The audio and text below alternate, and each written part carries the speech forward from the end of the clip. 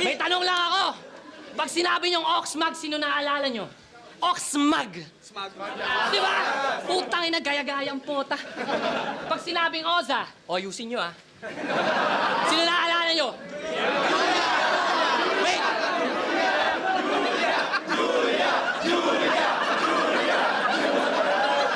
Tatawa-tawa ka pa? Julia Barreto, pwistang ina neto, lagay neto sa akin alanganin. Kasi kahit magala Joshua Garcia ka dito, gago, di ka makakaisa sa akin.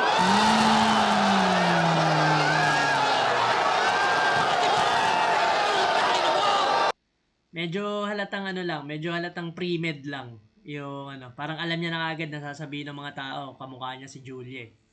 So, pre-med. Pero ang gandang pasok nun kasi na ano, parang na dala lahat ng crowd eh. Di ko lang, mga tropa lang ni Ozarugami yung bumuhat dun sa reaction na yun, pero malakas din naman.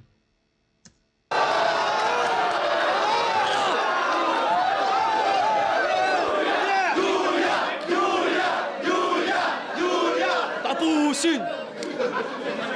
Ano, sino pa naalala niyo sa akin? Ayusin niyo ha. Ayusin niyo ha. Sino ba? Si Moose! Si Moose! Pera mo ako ng cap! Pera mo ako cap! Kap. Ang helmet! Wes!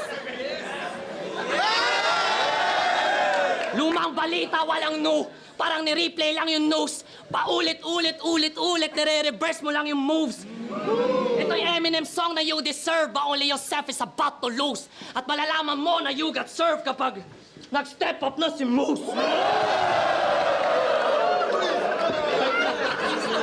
Ayun nga, pre-med yun, yung kamukha niya si Julia at si Moose. Mukhang talagang nasulatan niya na yun ng, ng punchlines yung mga yun.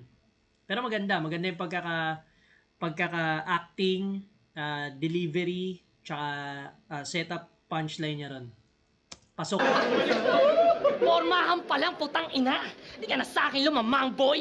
Kumbaga, ako yung iOS to Android. App Store tapos Aptoid. All natural. All natural sa Masroids. Typhoon tapos typhoid. Squirtle ka lang, gago. Ikaw yung Pokemon na last choice. Kumbaga, walang buga. Squirtle, oy, first choice ko yun, si Squirtle sa Pokemon. Kasi di ba sa pinakaunang Pokemon, tatlo yan. Si Charmander, si Pikachu, tsaka si Squirtle. So si Squirtle lagi yung gusto ko dun. Ako yun ha. Hindi ko alam kung last choice ba yun. Squirtle, siya ba yung pinaka-popular. Ay, hindi pala. Si, ano pala yun? Bulbasaur, Squirtle, tsaka si Charmander. Yun pala yun. Wala pala si Pikachu dun, sorry.